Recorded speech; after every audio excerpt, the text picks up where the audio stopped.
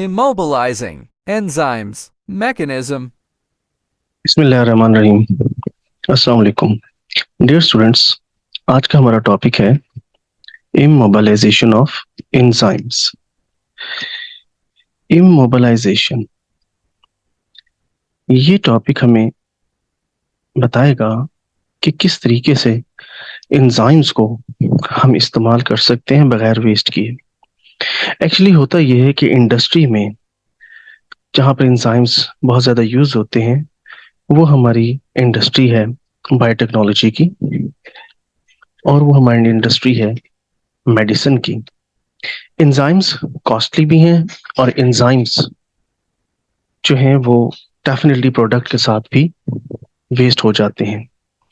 हमने वो लेवल्स में पढ़ा हुआ है कि फर्मेंटर में कोई भी प्रोडक्ट जो हम तैयार करते हैं with the help of enzymes, तो एंजाइम्स उस फर्मेंटर कंटेनर की दीवारों पर लगकर भी वेस्ट होते हैं, प्रोडक्ट में भी शामिल होकर वेस्ट होते हैं, और एंजाइम्स बहुत कॉस्टली हैं। साइंटिस्ट ने एक तरीका डिस्कवर किया जिसके थ्रू हम एंजाइम्स को इमोबलाइज कर लेंगे। इमोबलाइज का मतलब है कि हम उसे ट्रैप कर लेंगे, हम उसे बंद कर लेंगे केमिकल के अंदर, मगर बंद इस तरह से करेंगे कि वो काबिल इस्तेमाल रहेगा। तो अगर हम इसके प्रॉपर डेफिनेशन की तरफ जाएं तो N immobilized enzyme is an enzyme attached to an inert insoluble material। कि immobilized enzyme ऐसे एंजाइम को कहा जाता है जो कि किसी ऐसे मटेरियल के अंदर बंद हो जो इनसॉल्युबल हो। और ये करने के लिए हमें सबसे पहले कैल्शियम कार्बोनेट या कैल्शियम क्लोराइड का सॉल्यूशन बनाना पड़ता है। स्टूडेंट्स, कैल्शियम क्लोराइड के सॉल्यूशन में रिक्वायर्ड अमाउंट ऑफ एंजाइम हम डाल देते हैं, जैसे कि यहाँ पर आपको नजर आ रहा है, और फिर सिरिंज की मदद से इस मिक्सचर को सोडियम एल्जिनेट के सॉल्यूशन में डाला जाता है। तो जब हम सोडियम एल्जिनेट के सॉल्यूशन में ड्रॉप बाय ड्रॉप इसको डालेंगे, तो हर ड्रॉप जो है वो एक बीड की शक्ल इख्तियार कर जाएगा, एक मोती की शक्ल इख्तियार कर जाएगा। उन बीड्स को, उन मोतियों को हम बाद में उस सॉल्यूशन में से निकाल कर कलेक्ट कर लेंगे, और उन बीड्स में, उन स्मॉल बॉल्स में हमारा वो एंजाइम अब ट्रैप हो चुका है, बंद हो चुका है, इमोबिलाइज्ड हो चुका है। अब ये बेस्ट वे है किसी भी एंजाइम को बार बार इस्तेमाल करने का, और वेस्टेज भी नहीं होगी।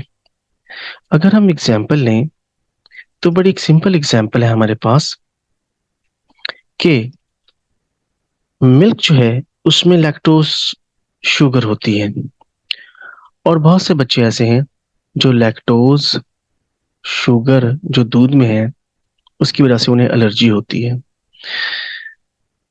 तो बहुत सी कंपनीज ने लैक्टोज फ्री मिल्क बनाया, मगर वो कैसे बनाया? वो थ्रू दिस इमोबिलाइजेशन टेक्निक के बनाया।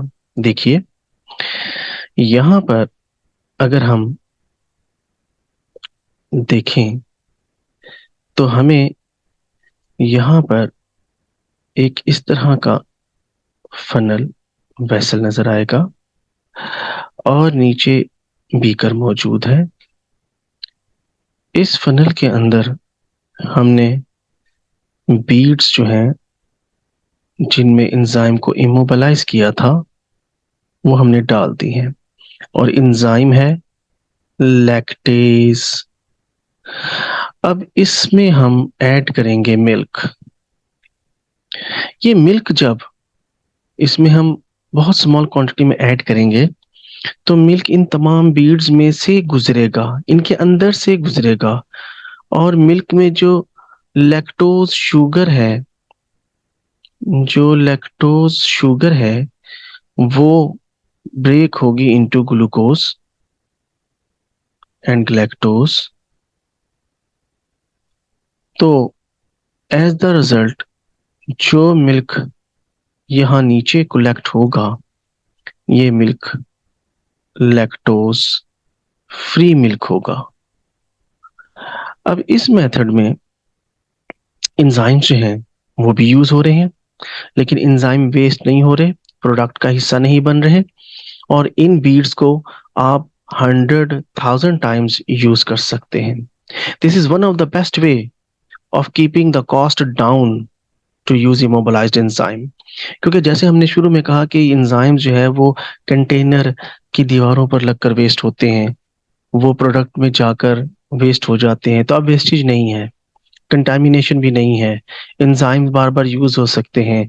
इसके अलावा इमोबिलाइज्ड एंजाइम जो हैं, जो सोडियम एल्जिनेट के अंदर बंद हैं, उन पर टेम्परेचर और पीएच का इफेक्ट भी कम होता है, दे आर प्रोटेक्टेड। ठीक है, तो इसके कुछ एडवांटेजेस भी हैं, यकीनन फायदे हैं। जैसे कि मैंने पहले कहा, मैं इसे रिपीट करता हूं, advantages of immobilization. So using immobilized enzymes mean that you can keep and reuse the enzymes. And second advantage है product is enzyme free. Third इसका advantage है कि immobilized enzymes are more tolerant of temperature changes and pH changes. And next advantage है enzymes do not denature easily. आसानी से denature नहीं होंगे। तो ये तो इनके advantages हैं immobilization के, कि हमने enzyme को immobilized कर लिया। लेकिन कुछ disadvantages भी हैं, जैसा कि सम टाइम इस मैकेनिज्म में जब हम इसको कैल्शियम क्लोराइड के सोल्यूशन में पहले मिक्स करते हैं और फिर उसके ड्रॉप्स सोडियम एल्जिनेट में डालते हैं, इस तरीकाकार में some time the enzyme active site is altered, change हो जाती है। और सम टाइम जो जैसे हमने मिल्क इसमें ऐड किया था, हम सबस्ट्रेट जब ऐड करते हैं तो सम टाइम एंजाइम ब्रेक होकर, ये क्योंकि they these very soft balls, तो एंजाइम जो है वो उसमें से निकलकर बाहर भी आ जाता है। तो स्टूडेंट्स, इमोबिलाइजेशन वो टेक्निक है जिसके थ्रू हम एंजाइम्स को ट्रैप कर लेते हैं, जिसके थ्रू हम एंजाइम्स को सोडियम एल्जिनेट में बंद कर लेते हैं और उसको बार बार यूज कर सकते हैं। एंजाइम्स उसमें वेस्ट नहीं होता, कॉस्ट भी कम पड़ती है, टेम्परेचर और पीएच का इफेक्ट भी नहीं होता। तो स्टूडेंट्स, ये एंजाइम का इमोबिलाइजेशन का सिंपल एक टॉपिक था। इससे रेलेवेंट हमारे प्रैक्टिकल्स भी हैं। आने वाली वीडियोस में, लेसन्स में हम उन प्रैक्टिकल्स पर भी बात करेंगे। अपना फीडबैक जरूर दीजिएगा और जरूर बताइएगा कि इस लेसन के अलावा आप मजीद किन टॉपिक्स को सुनना चाहते हैं। Thank you very much. Thanks for watching.